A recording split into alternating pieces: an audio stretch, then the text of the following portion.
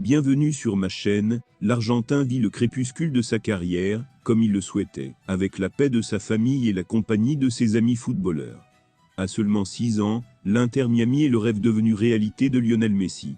Avant de continuer, prends le temps de souscrire et appuyer sur la touche de notification pour les futures vidéos. J'ai toujours rêvé de vivre l'expérience de vivre en Amérique. De vivre ce qu'est le tournoi, d'y vivre. J'adorerais, a déclaré Messi au début de sa carrière et son souhait s'est réalisé. La star argentine vit le crépuscule de sa carrière, comme il le souhaitait, en MLS, avec la tranquillité d'esprit de sa famille et la compagnie de ses amis footballeurs. Ton Rocher. Lio arrive en 2023 à la Garza, le club fondé en 2018 par la star anglaise David Beckham, qui a conduit son équipe à devenir l'un des clubs les plus médiatisés de la MLS. Mais il a fallu attendre 2020 pour entrer dans le circuit américain pour sa première saison, touchée par la pandémie de Covid-19.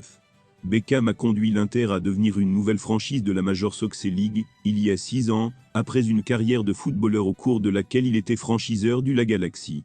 Miami n'a pas eu d'équipe dans la ligue depuis la fusion de 2002 et Euron a non seulement ramené le football dans la région, mais aussi la gloire, avec la Coupe de la Ligue 2023.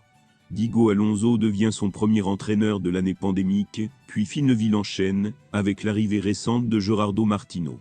À La Garza, il y a aussi la présence d'un joueur mexicain, puisque Rodolfo Pizarro est devenu leur premier joueur de franchise, après avoir quitté Rayado en février 2019-2020. Il y a aussi des joueurs comme Gonzalo Higuaín, Joseph Martinez ou Blaise Matuidi. Cependant, ce n'est que l'année dernière que sont arrivés des joueurs de classe mondiale, comme Luis Suarez, Sergio Busquets, Jordi Alba et bien sûr Lionel Messi. Avec Goa à la barre, l'Inter a remporté la Coupe des Ligues contre Nashville, a atteint la finale de l'US Open Q et visera désormais à remporter la Coupe des Champions 2024 et la MLS. Grâce à la légende qu'il a écrite au FC Barcelone et au poids qu'il a en interne, Lionel Messi peut indépendamment du ciel et de la terre, partager sa vision sportive, celle du Barça. Et lors d'un match amical international, l'Argentin a posé les bases du transfert de Paulino à l'été 2017 en plein milieu du match. Lionel Messi a continuellement tenté d'attirer des joueurs vers le FC Barcelone tout au long de sa longue carrière au sein du club blaugrana, qu'il a quitté à contre-cœur à l'été 2021, ce qui a conduit à son transfert au PSG. En juin 2017, quelques semaines avant le départ de Neymar pour le Paris Saint-Germain, un match amical entre l'Argentine et le Brésil a eu lieu en Australie. Occasion pour l'agent Messi de préparer le terrain pour le transfert de Paulino. Léo s'est approché de moi, m'a regardé droit dans les yeux et a dit « Alors allons-nous à Barcelone ou pas ?»